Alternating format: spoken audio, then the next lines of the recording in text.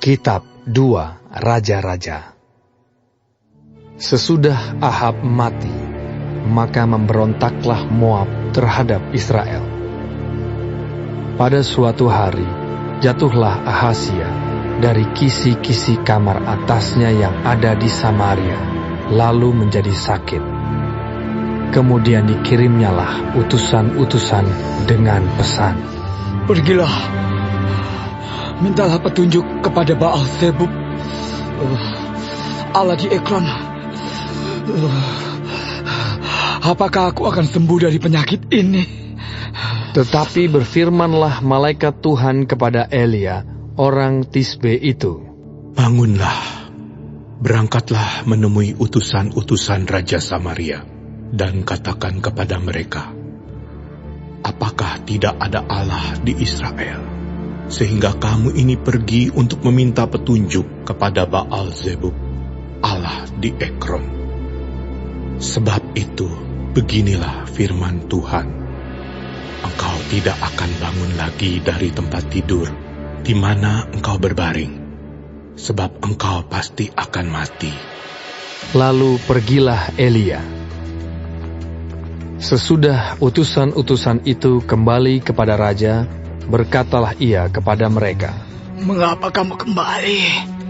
Jawab mereka kepadanya, "Ada seorang datang menemui kami dan berkata kepada kami, pergilah, kembalilah kepada raja yang telah menyuruh kamu, dan katakanlah kepadanya, beginilah firman Tuhan, apakah tidak ada Allah di Israel, sehingga engkau menyuruh meminta petunjuk kepada Baal Zebub, Allah di Ekron. Sebab itu, engkau tidak akan bangun lagi dari tempat tidur di mana engkau berbaring, sebab engkau pasti akan mati." Lalu bertanyalah ia kepada mereka,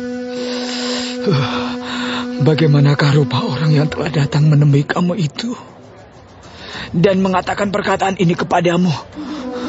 Jawab mereka kepadanya, "Seorang yang memakai pakaian bulu dan ikat pinggang kulit terikat pada pinggangnya." Maka berkatalah ia, "Itu Elia, orang Tisbe." Sesudah itu disuruhnyalah kepada Elia seorang perwira dengan 50 anak buahnya. Orang itu naik menjumpai Elia yang sedang duduk di atas puncak bukit. Berkatalah orang itu kepadanya, "Hai abdi Allah, Raja bertitah, turunlah."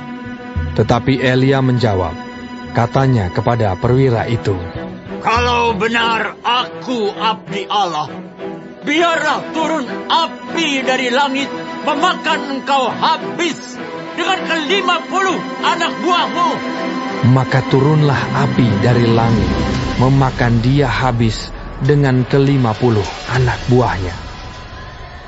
Kemudian raja menyuruh pula kepadanya seorang perwira yang lain dengan ke-50 anak buahnya. Lalu orang itu berkata kepada Elia, "Hai abdi Allah, beginilah titah raja, segera turun." Tetapi Elia menjawab mereka, "Kalau benar aku abdi Allah, biarlah turun api dari langit memakan engkau habis dengan ke-50 anak buahmu." Maka turunlah api Allah dari langit memakan dia habis dengan ke-50 anak buahnya. Kemudian raja menyuruh pula seorang perwira yang ketiga. Lalu naiklah perwira yang ketiga itu, dan sesudah sampai, berlututlah ia di depan Elia, serta memohon belas kasihan kepadanya. Katanya, "Ya abdi Allah, biarlah kiranya nyawaku dan nyawa ke-50 orang hamba-hambamu ini berharga di matamu. Bukankah api sudah turun dari langit memakan habis kedua perwira yang dahulu dengan ke-50 anak buah mereka? Tetapi sekarang, biarlah nyawaku berharga di matamu." Maka berfirmanlah malaikat Tuhan kepada Elia, "Turunlah bersama-sama dia, janganlah takut kepadanya." Lalu bangunlah Elia dan turun bersama-sama dia menghadap raja. Berkatalah Elia kepada raja, Beginilah firman Tuhan. Oleh karena engkau telah mengirim utusan-utusan untuk meminta petunjuk kepada Baal Zebub, Allah di Ekron, seolah-olah tidak ada Allah di Israel untuk ditanyakan firman-Nya, maka sebab itu engkau tidak akan bangun lagi dari tempat tidur di mana engkau berbaring, sebab engkau pasti akan mati. Maka matilah raja sesuai dengan firman Tuhan yang dikatakan oleh Elia. Maka Yoram menjadi raja menggantikan dia dalam tahun kedua zaman Yoram bin Yosafat, raja Yehuda, sebab Ahazia tidak mempunyai anak laki-laki. Selebihnya dari riwayat Ahazia, apa yang dilakukannya, bukankah semuanya itu tertulis dalam kitab sejarah raja-raja Israel?